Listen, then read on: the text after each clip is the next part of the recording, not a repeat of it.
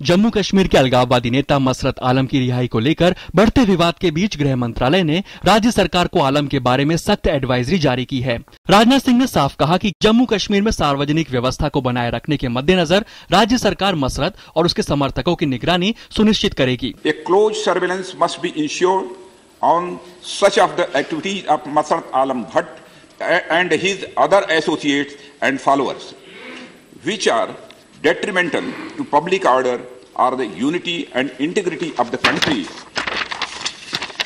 in general and the state of Jammu and Kashmir in particular.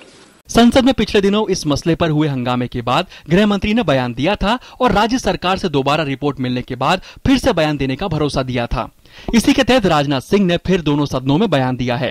Rajnath Singh ने साफ कहा कि गृह मंत्रालय ने जम्मू कश्मीर सरकार को परामर्श जारी कर दिया है। गृह मंत्रालय की एडवाइजरी के मुताबिक मसरत के खिलाफ दर्ज सभी 27 मामलों को पूरी मजबूती के साथ आगे बढ़ाया जाए और ऐसे मामलों में उसे जमानत प्रदान करने वाले आदेशों को चुनौती देने के लिए कदम उठाए जाएं। मसरत और उसके सहयोगियों तथा समर्थकों की ऐसी गतिविधियों पर कड़ी नजर रखी जाए जो लोक व्यवस्था या देश की एकता, अखंडता और विशेष रूप से जम्मू कश्मीर में कानून व्यवस्था की स्थिति पर प्रभाव डालती हो। यदि कोई भी अप्रिय बात संज्ञान में आती है तो तुरंत लोक सुरक्षा अधिनियम के तहत उसकी समीक्षा की जाए और तत्काल उचित कार्रवाई की जाए। मसरत, उसके सहयोगियों की निगरानी केंद्र सरकार की सुरक्षा और खुफिया एजेंसियों के साथ गहन समन्वय के साथ की जाएगी। राजनाथ सिंह के बयान से तो ऐसा ही लगता है कि मसरत की रिहाई का आधार उमर सरकार के दौरान ही तय हुआ था। गृह मंत्री के मुताबिक जम्मू के जिला मजिस्ट्रेट द्वारा 15 सितंबर 2014 को जारी हिरासत आदेश 23 दिन बीतने के बाद जम्मू कश्मीर के गृह विभाग को 9 अक्टूबर 2014 को मिला और इसीलिए इसे मंजूरी नहीं दी जा सकती थी। The state government has also informed that a proper system is in place to have an effective surveillance over Masrat Alam Bhatt's activities.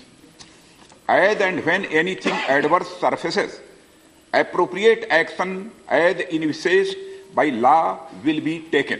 Jammu Kashmir सरकार ने केंद्र को यह भी बताया कि मसरत आलम को फिर से हिरासत में लेने के लिए कोई आधार नहीं है। श्रीनगर में 2010 में हुई पत्थरबाजी की घटना के लिए जिम्मेदार माने जा रहे आलम की रिहाई पर देश भर में भारी हंगामा मचा था और उसे फिर गिरफ्तार करने की भी मांग उठी है। इस बीच जम्मू कश्मीर की गठबंधन सरकार में बीजेपी और पीडीपी के बीच बेहतर तालमेल के लिए बीजेपी महासचिव राम माधव ने जम्मू कश्मीर के मुख्यमंत्री मुफ्ती मोहम्मद सईद से मुलाकात की।